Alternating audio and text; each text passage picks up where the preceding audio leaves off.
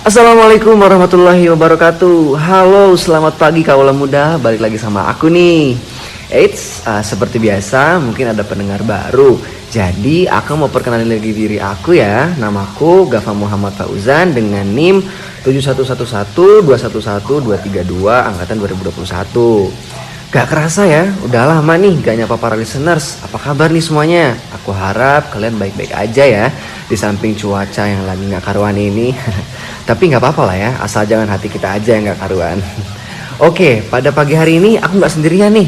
Kali ini aku ditemenin sama teman-teman aku. Ada Rafli, ada Karsa, dan juga ada Tasya. Halo semuanya. Nah, mungkin teman-teman yang dengar pasti pengen tahu nih sedikit tentang kalian. Mungkin bisa perkenalan lagi ya ke semua para pendengar kita. Wah, boleh tuh. Mungkin dari aku dulu kali ya.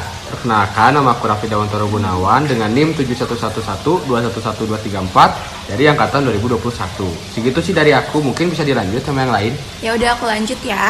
Perkenalkan, nama aku Kansa Moda Putri, NIM 711211230 angkatan 21. Oke, yang terakhir ada siapa nih? Hehehe, yang terakhir ada aku, Tasya Dita Salsabila dengan NIM 711211240 angkatan 21. Terima kasih semua. Wih, keren-keren nih kakak-kakaknya ya. Ini kasih tepuk tangan dulu dong buat kita semua.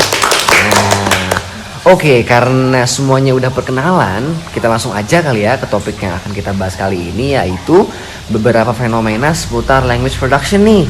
Mungkin nanti kakak-kakaknya bisa bantu jelasin ya ke para pendengar apa sih language production itu. Oke, jadi dalam language production itu ada beberapa hal yang kita harus ketahui ya. Yang pertama itu ada soal speaking nih. Kegiatan ini merupakan salah satu keterampilan kognitif dan motorik yang paling kompleks dan sering kita lakukan setiap hari. Bahkan sekarang juga kita sedang mempraktikannya nih. Benar nggak?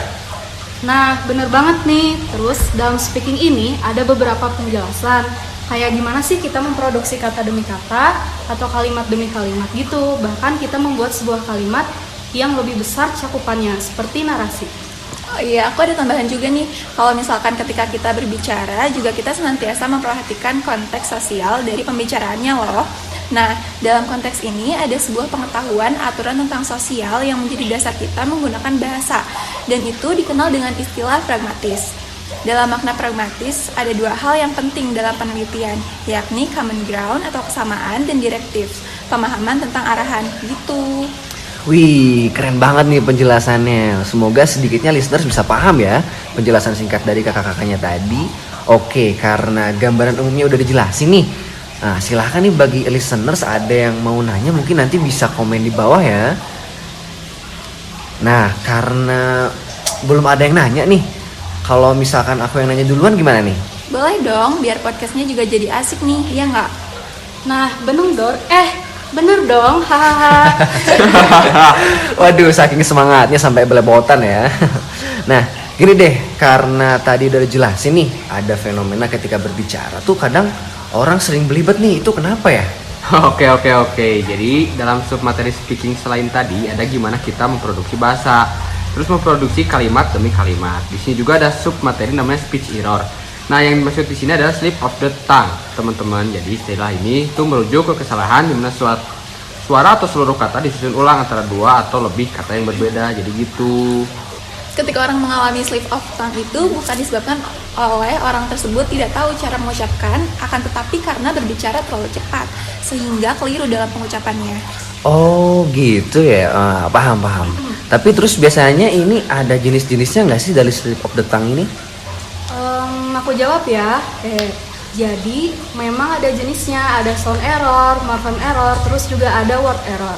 Tapi dari ketiga jenis kesalahan yang aku sebutin tadi, jadi makin berkembang nih. Kayak misalnya, orang membuat kesalahan antisipasi. Contohnya ketika mengatakan reading list, malah menjadi leading list. Terus ada penghapusan, contohnya ketika mengatakan same state, menjadi same state. Lalu ada kesalahan ketekunan nih, kayak aku tadi, harusnya bener dong, malah beneng dong. Bener banget tuh, dalam hampir semua kasus, kesalahan yang sering terjadi pada suatu item itu bersumber dari kategori yang sama. Misalnya, dalam kesalahan bunyi, itu biasanya ditandai dengan konsonan awal sering bertukar dengan konsonan awal lainnya.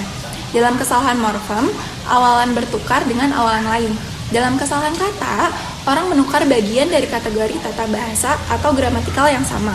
Nah, jadi kesimpulannya adalah pola-pola kesalahan tadi itu menunjukkan bahwa kata-kata yang sedang kita ucapkan dipengaruhi oleh kata-kata yang telah kita ucapkan dan yang akan kita ucapkan. Wah, keren banget nih penjelasannya. Semoga dapat dipahami juga ya sama listeners yang ada di rumah soal materi speaking tadi.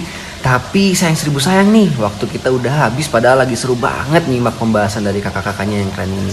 So, mungkin kita bisa bertemu di lain waktu. Aku Gava. Aku Rafli. Aku Kansa. Aku Tasya. Kita semua pamit. Wassalamualaikum warahmatullahi wabarakatuh. Have a nice day.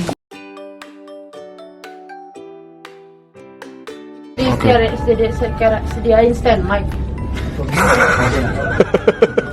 Oh, Patah hati tuh belum tentu sama cowok. Bener nggak? Betul nggak?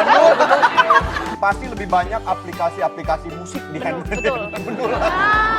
Pertamanya Heaven itu nggak ada sama sekali.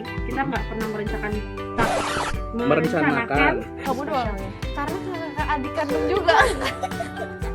Enggak. Ngambung. Orang Jawa Timur ya. Kunyang. Ini juga spesial karena juga sahabat musisi kita. Betul. Tebak aja guys siapa? Ini kakek ada, kakak adik, kandung lagi. Jadi kakek ada.